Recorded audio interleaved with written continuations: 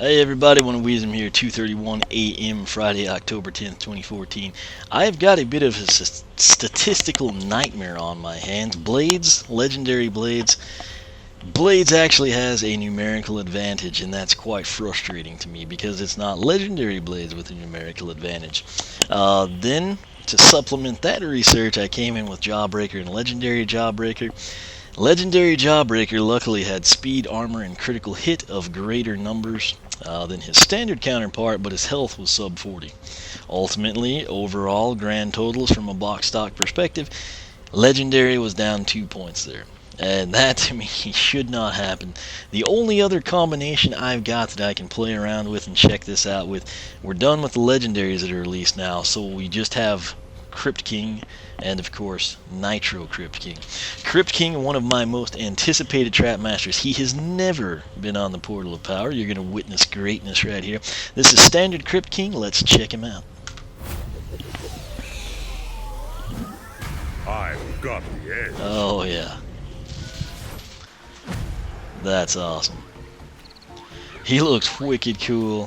His voice is great. He just, even in the game, he just looks like he is ready to slaughter everything. Great idle animation. I love how the sword went into the ground. When you're ready to learn about I'm surprised he didn't go after Eon's floating head when I was interrupted bragging about him. This guy is super cool. Let's get down here to the undead section of my spreadsheet. Health is 300. There's that idle animation again. I'm going to go to the pause menu so Eon cannot interrupt us. The hieroglyphs reveal true power. Yeah, he's awesome. Okay, let's go over his background story real quick. I just have to turn to that page for you. Somewhere in here. I guess if I can't find it, we can go elsewhere. Again, I still hope that Shortcut and Batspin come out before Halloween. I don't know how likely that is, but I've got my hopes up. Krypt King, Undead Trap Masters slogan, I've got the edge. Alright, here we go. The perfect blend of sword and sorcery, Krypt King wandered Skylanders for years as the disembodied spirit of a knight, until he found his way into the depths of an ancient Archean weapon vault. Upon finding an enormously powerful suit of armor, the spirit decided to make it his own. Unfortunately, this triggered a long-dormant auto-defense system. That's typical of the Archeans, if you haven't noticed by now. With alarms blaring, a massive sealed chamber was opened, revealing a huge army of war machines. Krypt King launched himself towards the attack force, swinging his newly found giant sword until every machine was utterly destroyed. Realizing the power he wielded could serve as a broader purpose, Krypt King sought out the Skylanders as a way to member of the Trap Team, where he now uses his massive Traptanium blade to cut down evil. Very cool story there. I can picture that based on things we've seen in previous Skylanders games. And again, he kind of gives off that vibe. Part Chop Chop, part Igniter. A little bit of Drill Sergeant in him as well. Kind of got that Archean vibe. But again, Chop Chop as well. So we're going to come in now and we're going to look at the powers because I want to do the stats last. So we'll see how it goes. But Traptanium Broadsword. This is his primary attack. Press X to swing the Traptanium Broadsword. Press XX and hold X for a combo attack. I can handle that. The Swarm. Press B to release a swarm of undead insects who seek out enemies. Again, I was the first to report. I heard this at E3. People were thinking it was like bees or something. It is actually locusts, which makes sense, again, given kind of his Archean roots and the fact he looks Egyptian. So, base upgrades. He's got 4 of them. This is what I've seen in B-roll footage, and it looks so freaking awesome. Haunted Sword. Press Y to release the Traptanium Broadsword and steer it towards enemies. That is just ridiculously cool. Spectral Slowdown. Haunted Sword slows down all enemies it touches. Yet again, awesome. The broader the broadsword. Traptanium Broadsword attack does extra damage with greater reach. Thank you kindly for that. Super Swarm. Hold B to charge up the swarm attack to unleash a larger swarm. Base upgrades on this guy. Epic. Alright, top path here I believe is going to be Lord of the Sword. This is obviously going to address the broadsword. Enchanted Armor. Thank you, thank you, thank you. Armor is increased upon defeating, and that's interesting. I don't know if that couldn't be each. I don't know how that's going to be dealt. I don't know if it's like a temporary boost and it's strung together, or if like literally every time you kill a Chompy you go up like 0.1/1000th or something. I don't know. I just wish it was like plus 40, and that would be epic. That said, the rich get richer. This has kind of got vibes of Night Shift to it. Attacks do increased damage after defeating an enemy. Then we've got combo attacks. This is classic Skylanders right here. XXB for a Saber Spin combo, XXY for a Nether Blast combo. Should be some good stuff. Coming down here, the other path is Swarm Summoner. It begins with Stunning Sting. Swarm attacks now stuns enemies. Then you've got Stir Up the Swarm, hit the swarm with a Traptanium Broadsword to power it up.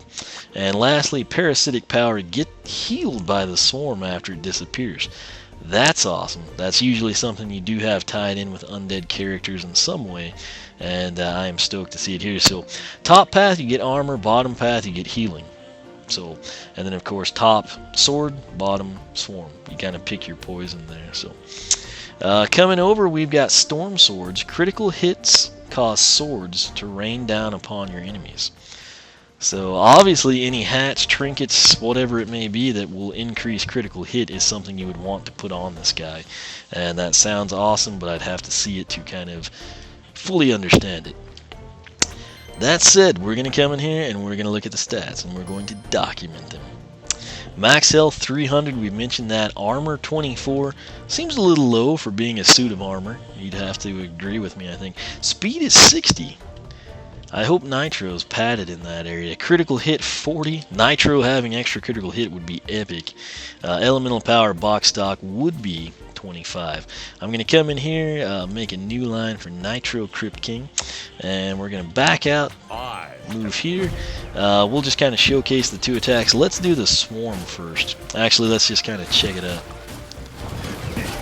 So it's almost like the armor suit opens up at the top. Swarm lasts. There's two of them going. They last a pretty good amount of time. Let's kind of see what they do. Oh, please do something. That's going to be one of those ones that I can't document.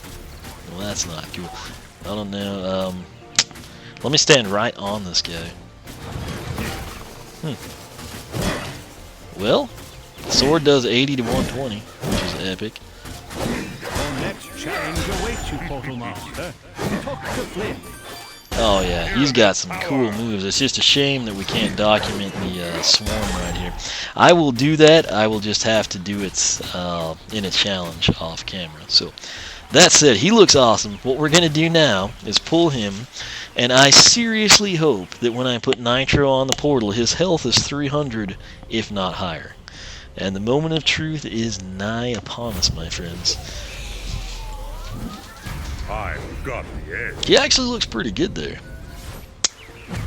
300, thank you, it's not lore. You have no idea how much that means to me. I would have been so bummed if that was like 280 or 260. Okay, let's go ahead. He actually looks good in the game. I'm not a fan at all of gold. It does fit him fairly well. But, what is that glistening over here? Can't do anything. Anyway, let's see if the swarm of his will do any damage. It's kind of, I mean, it's hitting them. Can we have 3 active? There's 3 active right now. You just can't see them all. Talk to Persephone when you're ready to learn about. Looks like maybe it's capped at 3. Every time I spit a third, it kind of ends. So 120, 80 to 120, 96, all kinds of crazy numbers are in there. So let's come in now, the moment of truth, and check out his statistics. Dadgum. Again, I'm so used to the Wii U. Alright, here we go. The powers, of course, are the same. Let's see if they did different artwork. They didn't. Would have been cool if they did the different artwork. I understand not doing that, but there's so much content that's not in the pause menu that was in Trap Team, or Swap Force, I should say. Would be cool if the artwork actually coincided with the special in-game figures.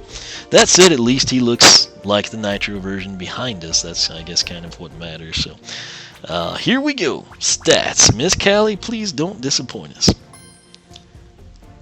Okay, health again, we're safe. We're safe on that. Armor 36, thank you, plus 12, I will take it. Speed is 60.